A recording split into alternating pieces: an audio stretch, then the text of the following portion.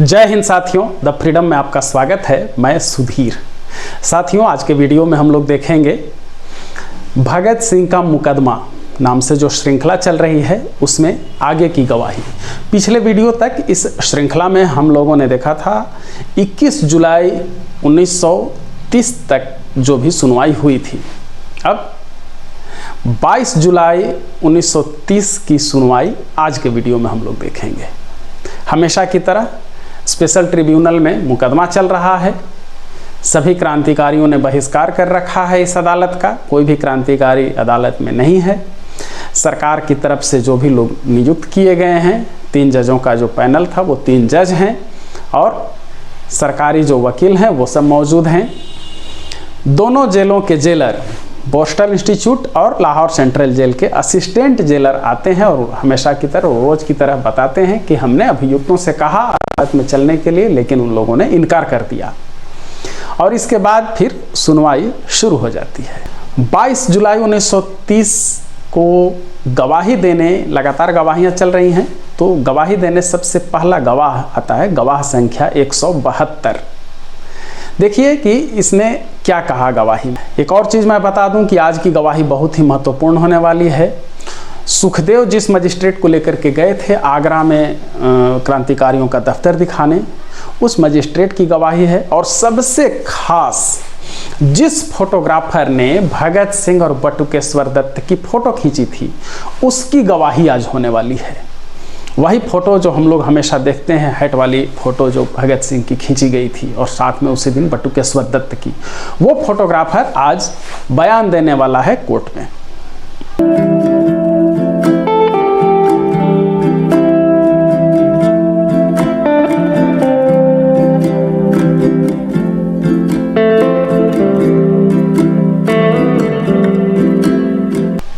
तो सबसे पहले हम लोग देखते हैं गवाह संख्या 172 का बयान। इसका नाम है राम शरण दास, पिता का नाम है गगनमल, जाति में लिखा हुआ है बनिया, उम्र 50 साल और ये फोटो फ्रेमिंग का काम करता है दिल्ली में। ये कहता है कि कोई 1.25 साल पहले मैं अपने चौबारे में गया जिसका ऊपर का हिस्सा खाली था। मैंने देखा कि वहाँ 5-6 बाबू से नौजवान लड़के बैठे हुए थे। मैंने पूछा कि यहाँ कैसे बैठे हो? उन्होंने कहा कि चंगू सिंह मास्टर जो मेरा किराएदार था से किराए पर ले लिया। मतलब ये रामशरण दास का किराएदार था चंगू सिंह और किराएदार ने ही इन लोगों को किराए पर, क्रांतिकारियों को किराए पर एक चौबारा दे दिया था। मैंने चंगू सिंह से कहा कि बगैर मुझसे पूछे और बगैर पूछताछ किए मेरा चौबारा किराए पर क्यों दे दिया? उसने कहा कि मेरी एक व्यक्ति से जान पहचान थी, उसके कहने पर मैंने चौबारा किराए पर दे दिया है। वे बाबू कोई महीना भर यहाँ पर रहे और मैंने उनसे 5 रुपये 2.5 आना किराया वसूल किया। मकान के निचले हिस्से में जुगल किशोर नामक किराएदार रहता था। उसने शिकायत की कि बाबू लोग साइकिल उनकी दुकान के आगे रखते हैं। मैंने बाबुओं से कहा कि साइकिलें वहाँ न रखा करें। मैंने साइकिलें वहाँ से उठवा कर गली में रखवा दी और उनसे कहा कि मकान खाली कर दो। 4-5 दिन बाद मैंने देखा कि वे चौबारा खाली करके चले गए।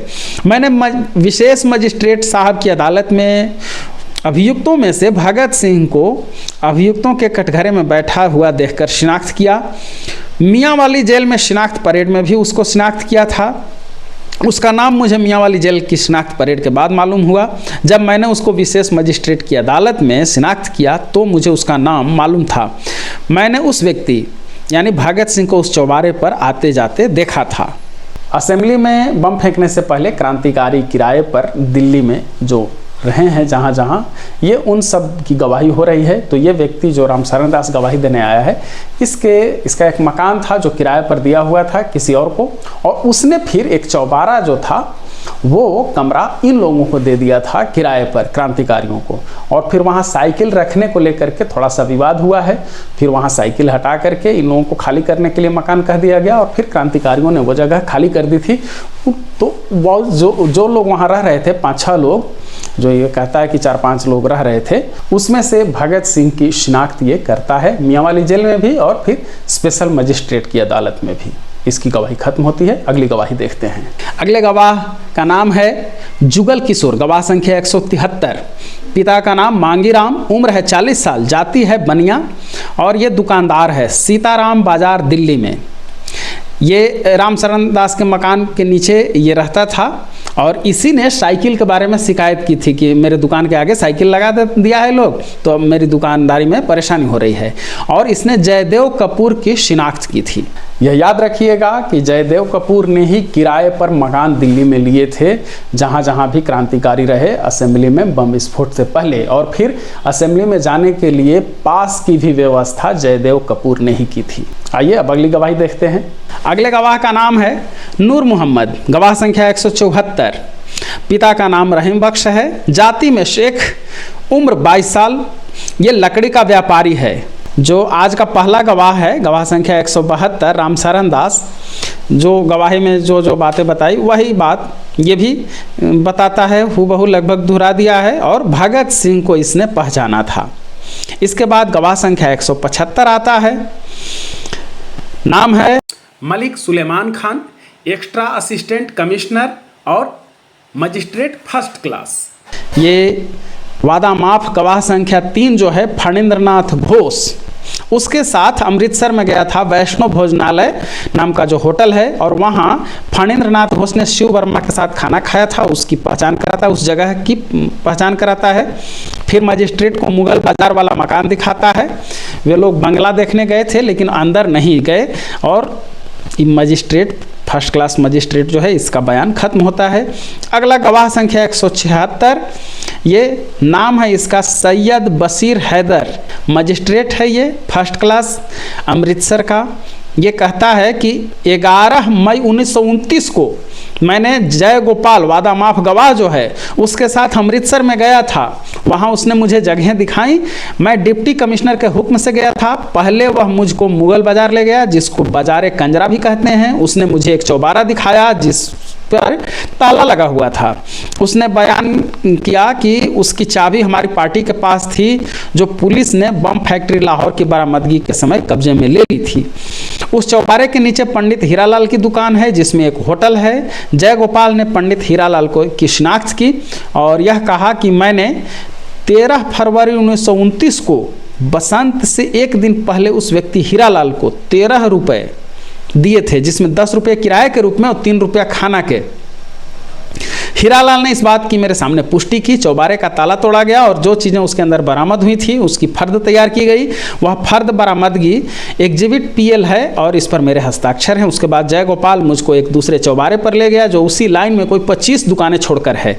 यह चौबारा खुला था और इसमें कोई बच्चों को पढ़ा रहा था। जय गोपाल ने कहा कि वह सितंबर 1928 में एक दिन एक व्यक्ति को, जो उस समय कालीचरण कहलाता था, देखने के लिए आया था और 1 घंटे यहाँ ठहरा था। उसने यह भी बताया कि वह व्यक्ति कालीचरण इन दिनों एक नौकर के भेष में इस चौबारे में रहता था। जय गोपाल ने एक दुकानदार राम सहाय की शिनाख्त की, जिसकी दुकान इस चौबारे के नीचे थी।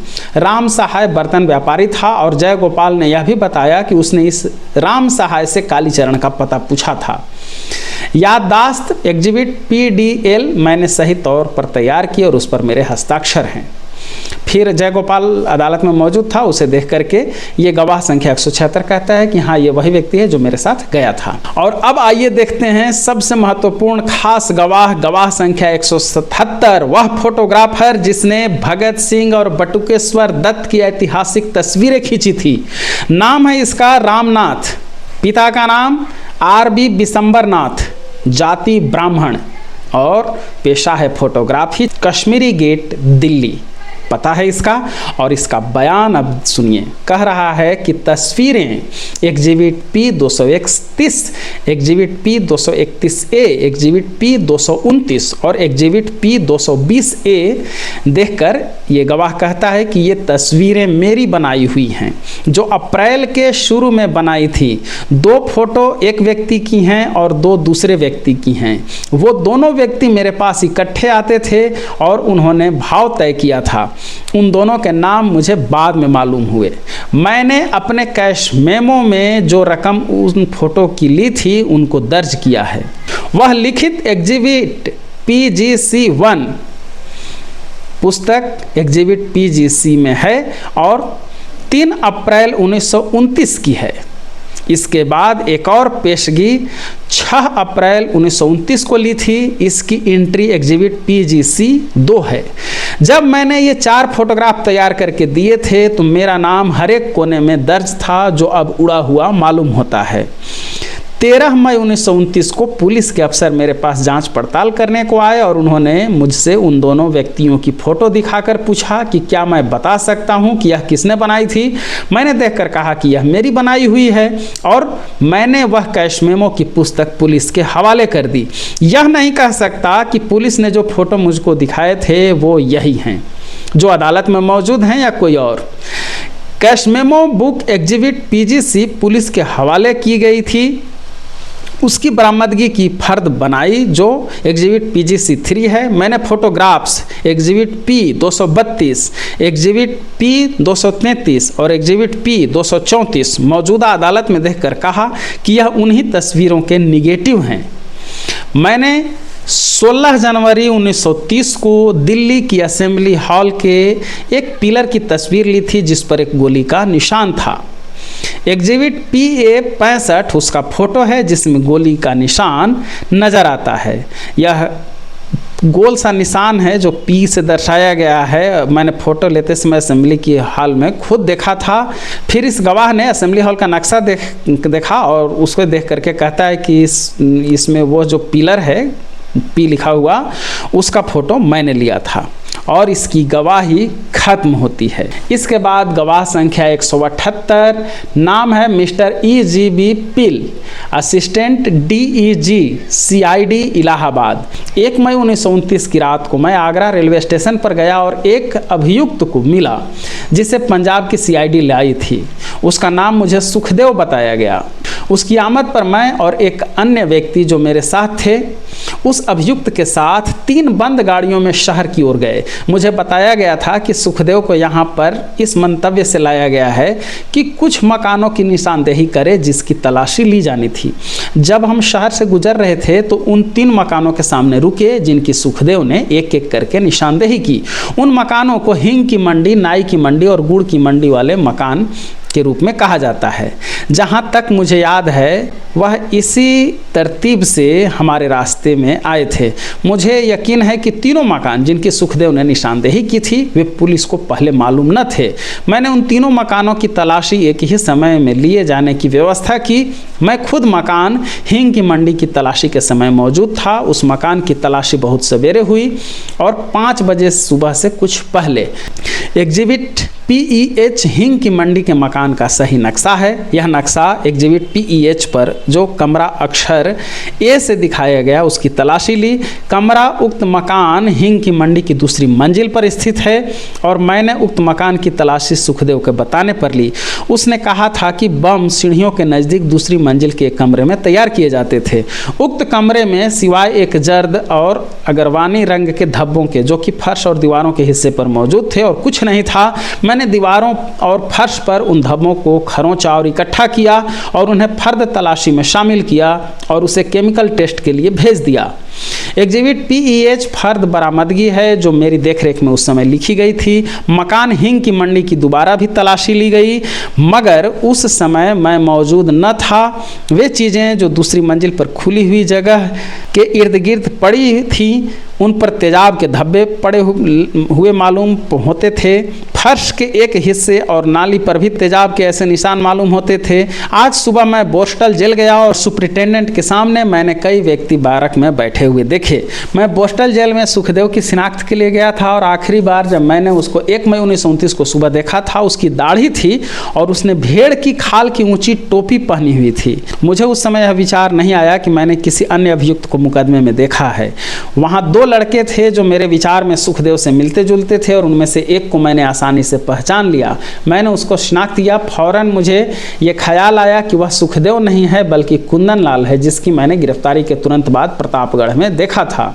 यह जानकर कि मैंने सुखदेव को बजाय कुंदन लाल को शिनाख्त किया है मैंने यह गलती सुधारी और फिर उसके साथ वाले व्यक्ति को शिनाख्त किया कि वह सुखदेव है। उस व्यक्ति को जिसे मैंने सुखदेव शिनाख्त किया था उसे दाढ़ी न थी और नंगे सिर था। उसकी शक्ल व सूरत उस सुखदेव से जिसे मैंने 1 मई को देखा था बिल्कुल भिन्न लगती थी। मैंने उसको ज़्यादातर उसकी आंखों से शिनाख्त किया। यहाँ एक जज अब्दुल कादिर के सवाल के जवाब में ये कहता है कि अन्य 2 मकान यानी गुड़ की मंडी और नाई की मंडी वाले मकान की तलाशियां ली गई थी, लेकिन ये मेरी मौजूदगी में नहीं ली गई थी। आगे फिर ये अपनी गवाही में कहता है कि सुखदेव ने मुझे बताया था कि वहाँ एक और कमरा भी है जिसमें तेजाब से भरी हुई बोतलें आदि रखी जाती हैं। मैंने उक्त कमरे में तेजाब का कोई निशान नहीं पाया। सुखदेव ने मुझे यह नहीं बताया कि बम बनाए जाने के निशान आदि इस मकान में पाए जाएंगे, सिवाय उस कमरे के जो नक्शा एग्जिबिट में अक्षर ए से मालूम किया गया है। और जिस जगह मैंने तेजाब के कुछ निशान पाए वे निचली मंजिल में नल के पास नाली के किनारों पर पाए गए। जहाँ तक मुझे याद है कि सुखदेव ही सबसे पहला व्यक्ति था जिसने हमें आगरा के मकानों के बारे में पता दिया। मुझे मालूम है कि 1 या 2 वादा माफ गवाहों ने उन मकानों का हवाला दिया है जिनमें पार्टी के मेंबर आगरा में रहा करते थे, लेकिन उन्होंने सुखदेव के बतलाने के बाद यह सूचना दी थी। देखिए, ये जो गवाह है मजिस्ट्रेट EGB पोल, इसके ही बयान को लेकर के बहुत अधिक कोहराम मचा था। सुखदेव सबसे पहले इसे लेकर के वहाँ गए थे आगरा वाले मकान दिखाने, और इसके बाद ये बात फैली कि सुखदेव भी गवाह बन गए हैं, मुखबिर बन गए हैं और सभी अड्डों की जानकारी दे रहे हैं। लेकिन यहाँ समझने वाली बात यह है कि सुखदेव इस बात से सुनिश्चित हो चुके थे, कन्फर्म थे कि अब वहाँ पर कोई नहीं रह रहा है, वो मकान खाली कर दिए गए हैं। अब HSRA का न तो वहाँ पर कोई सदस्य है और ना ही कोई सामग्री है। बाकी साथियों को ये बताने के लिए कि पुलिस सभी जगह छापेमारी कर रही है और क्रांतिकारियों से निशानदेही करा रही है जगहों की, सुखदेव ने यह तय किया कि पुलिस को वो घुमाएंगे ताकि बाकी साथियों को ये सूचना मिल जाए, सतर्क हो जाए बाकी साथी और अपने सही सही जगह पर छिप जाएं, अंडरग्राउंड हो जाएं। और इसलिए सुखदेव ने ये किया कि जहाँ जो ऑफिस खाली हो चुके थे वैसी जगहों पर पुलिस को ले गए या मजिस्ट्रेट को ले गए जहाँ पर कि कोई साथी पकड़ा नहीं जाए या कोई सामान नहीं बरामद हो सके। और इसके लिए सुखदेव ने वो आगरा वाले 3 मकानों को भी चुना और वहाँ पुलिस को वो खूब घुमाते रहे ताकि बाकी सभी साथी सतर्क हो जाएं। अगर उन्हें गिरफ्तार कराना होता, मुखबिर बनते, तो दूसरे साथियों को गिरफ्तार कराते या सभी जगहों के बारे में जानते थे वैसी जगह पुलिस को ले जाते जहां पर क्रांतिकारी मिल सकते थे। लेकिन उन्होंने उस जगह को चुना जहां की कोई नहीं रहे ताकि पुलिस कुछ देर तक भटके भी और बाकी सभी साथी सतर्क हो जाएं। आइए अब अगली गवाही देखते हैं। यह है गवाह संख्या 179, हरबंस लाल। पिता का नाम है करमचंद, उम्र है 21 साल, जाति है ब्राह्मण, पट्टी, जिला लाहौर, चीफ अकाउंटेंट है FC कॉलेज, और ये हंसराज बोहरा के बारे में बयान देता है। इसके बाद गवाह संख्या 180, गंडा सिंह। पिता का नाम मान सिंह, जमींदार, उम्र है 55 साल। ये सैंडर्स के हत्या के बाद जब लोग भाग रहे थे क्रांतिकारी तो इसने देखा था और वो वहाँ का बयान देता है। इसके बाद फिर अजमेर सिंह। पिता का नाम सरदार सरमुख सिंह, ये जाट है, मुक्तसर का रहने वाला है। और ये DAV होते हुए जब भगत सिंह, चंद्रशेखर आज़ाद और राजगुरु भागे थे तो इसने देखा था और उसके बारे में ये गवाही देता है। गवाह संख्या 181। और अब गवाह संख्या 182, रलिया राम। पिता का नाम लाला लालचंद, जाति में खत्री है, उम्र 33 साल, पार्सल क्लर्क, लाहौर में है।